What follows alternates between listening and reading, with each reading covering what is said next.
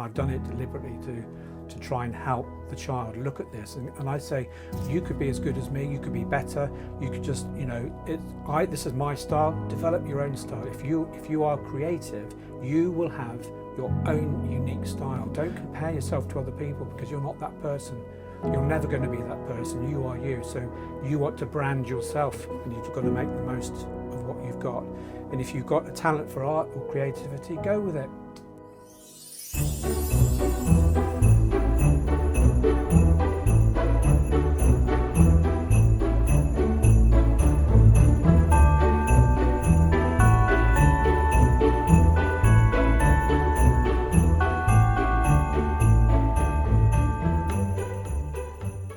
Hello and welcome to this highlights version of episode 12 of Creative Careers, featuring Guy Chapman, the artist. Hopefully you have seen the main episode. If you haven't, there is a link to it in the description below. It's a great episode if you've got an interest in any of the main themes, the life of an artist, what that entails, being creative through different roles through your career, and some of the specific personal themes that come up, such as ADHD and how that can help and hinder young people. I would recommend you to watch the full episode, but if you've only got a passing interest in some of those themes, then that's why I created this. Before I get started, if you are an existing subscriber to the channel, thank you so much for your support. It is a free resource and it is designed to help young people. So if you haven't already subscribed, please do so. You just need to click on the link below. That way you get all the notifications without having to go searching for the videos. And please do pass on the channel and the themes of this, and share the videos with anybody that you feel would benefit. Whether that's young people, people looking for careers guidance, advice, and so on and so forth. It's a free resource and I can only do it with support. So with that said, on with the highlights episode. So I arrived in Leamington to meet with Guy, who explained what a typical day looks like for a full-time artist. Well, it's completely unstructured, Right. If I'm honest. I just come down in the morning.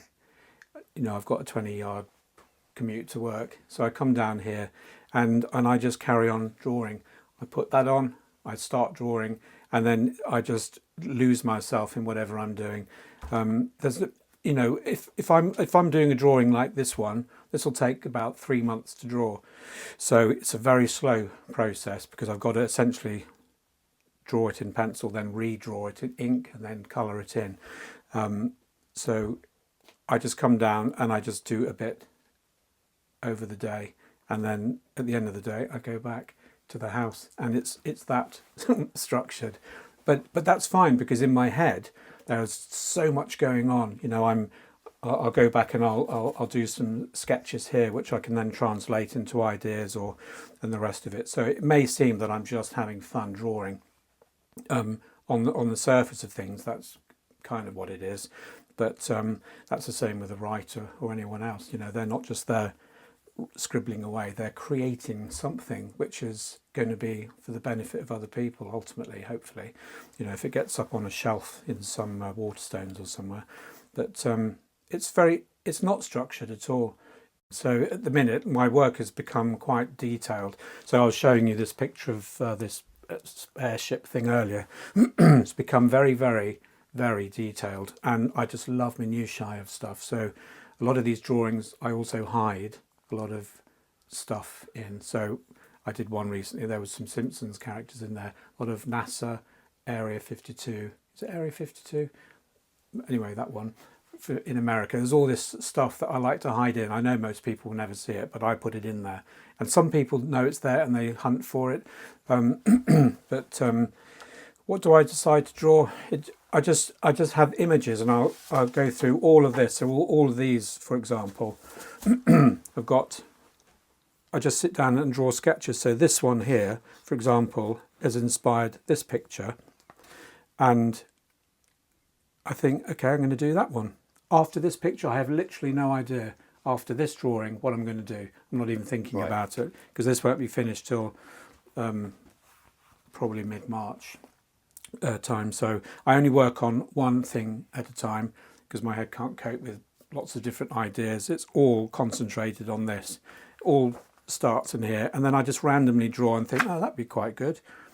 I'll do that next. So so there's no hard and fast rule. It's kind of what comes out in my head, and it's like a stack of stuff. It's like a huge huge warehouse of stuff that's in here, and I've got to select one thing, and then I'll just run with that, you know. So it's and at the minute, this kind of work is where I'm at. Although his talent continued to shine through, it took a redundancy in 2016 for Guy to finally consider dedicating his working life to art, with the support and encouragement of his wife playing a vital part. Do this. In fact, it was my wife who said, just do this and I'll support you, because you can't just do this. You know, you need a reputation, and reputation is a slow burning thing, a bit like YouTube, I guess, you know. So I've always had the skill, but I didn't really know what I wanted to do. And I think and that's one of the problems, isn't it? Because if you don't know what you want to do, how do you know what direction to go in? It's really hard. So the one thing that really helped me was that my wife saw the potential in this, and I thought, well, I would love to do this full time, and now here is my opportunity. So on my office wall, like I said, I had Carpe Diem, this slogan up there, and it's just something I looked at the last day that I was there before I pulled it off the wall. I thought, I'm going to do this, and so this is what I've been doing. So since 2016, I've now been doing art, and it's become progressively more complicated and more I think much better than it ever was, and I can see it going in a very positive line.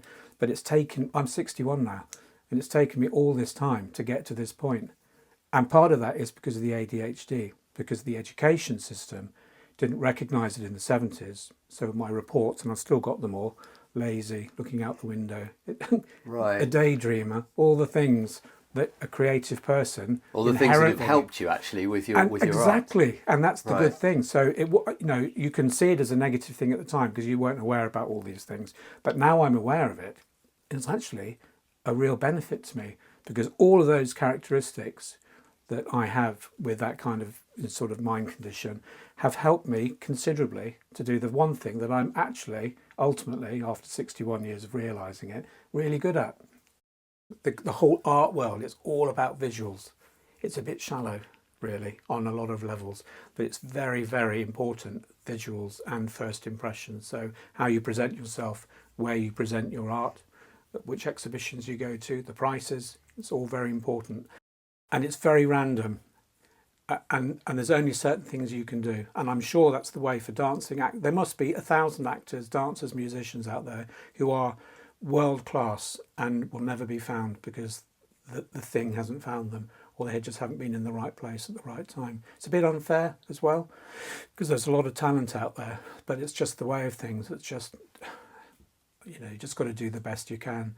And that's what I say to people, especially kids. If you have a field full of beautiful flowers, no one will notice any of them. They'll only notice the one that's slightly higher than the rest. So make yourself that one that's slightly higher than the rest. However you do it, however you do that for you, do it.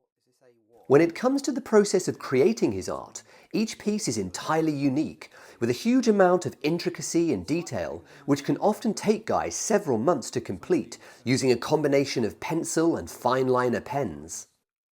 Yeah, so it is on its side at the minute. It's got these big 3 fins here, and this, whatever this is supposed to be. And the whole thing about this is that I can see it as something, but I just say to people, it's whatever you want it to be. And these are the 2 tools that I use the most of. So this thing helps me get some really, if I wanted to put something like a tiny rivet or a little panel there, it's a lot easier just to see when I'm doing it with this. As well as helping his ability to concentrate on small details, Guy's own experience of ADHD has been a big driving force for him when it comes to engaging with the younger generations. As well as working on a forthcoming picture book, he also does a lot of work with schools to help provide guidance and encouragement to children. So if you have problems reading, it doesn't matter, you can create your own story. And this is for people who may be slow as the world sees it, about reading all stuff, but actually because they've got a creative element to them, it doesn't matter. They could be great narrators, great storytellers, you know, there's all these things to try and develop. And I say, you could be as good as me, you could be better, you could just, you know, this is my style, develop your own style. If you are creative, you will have your own unique style. And you can compare artists, you know, of all types. There are thousands of different writers and actors of all calibers and the rest of it. No one's better or worse, actually, than anyone else. You are just you. And I think that's an important thing to take away, that you are just as important in your own style as the person next to you. So Dali or some of these other, you know, Escher, you know, that both got different styles. I can think of a number of other people who are all individual, all good in their own right. And it's not right to don't compare yourself to other people, because you're not that person. You're never going to be that person. You are you. So you want to brand yourself. You want to sell yourself. So this is what you do. And some people will like it. Some people won't. Some people will like a Jag. Some people like a Mini. You know, they can see the potential in it, but not everybody is for everything, you know. But so you're not a Mini and you're not a Rolls Royce. You are you. And so whatever your skill is, whether you're a writer or in this case an artist, pursue it. And don't.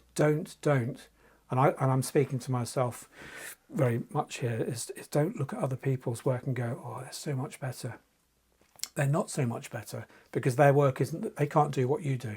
I can't do what they do. And that's part of the joy. So, you know, I can appreciate other people's styles, but I think embrace who you are. You are important, you know, and I think there's too much comparison in society. Stop looking at other people. Everybody's on a journey themselves. No one's better than you. No one's worse. We're all on this playing field, and you've got to make the most of what you've got. And if you've got a talent for art or creativity, go with it. Given the nature of Guy's long and often unconventional journey towards his true vocation, I asked him what advice he could give to any young up-and-coming artist in order to make the most of their talent. If you really want to get better, then you need to practice and practice and practice, and it's a daily thing. And buy the best materials you can buy. Some of these pencils, I've probably got 1,000 pencils, mostly from Caran d'Ache. Okay, and some of these sets are like £300 to £400 for you know, not very many really, but they're premium pencils. Get the best that you can afford, because if you're going to get yourself on paper in front of people's faces, you need to put the best that you can on that piece of paper every single day, every opportunity, because that's something in you that you don't just have, and it's at a certain standard. You need to develop it. It's like a farmer growing his crops. They're ultimately, you can have a beautiful rainforest, but it all started with seeds. You've got to propagate those, and you've got to keep nurturing it. So it is a long burn. And if you're 14, then, you know, you've still got all your GCEs and the rest of it, or whatever they are now.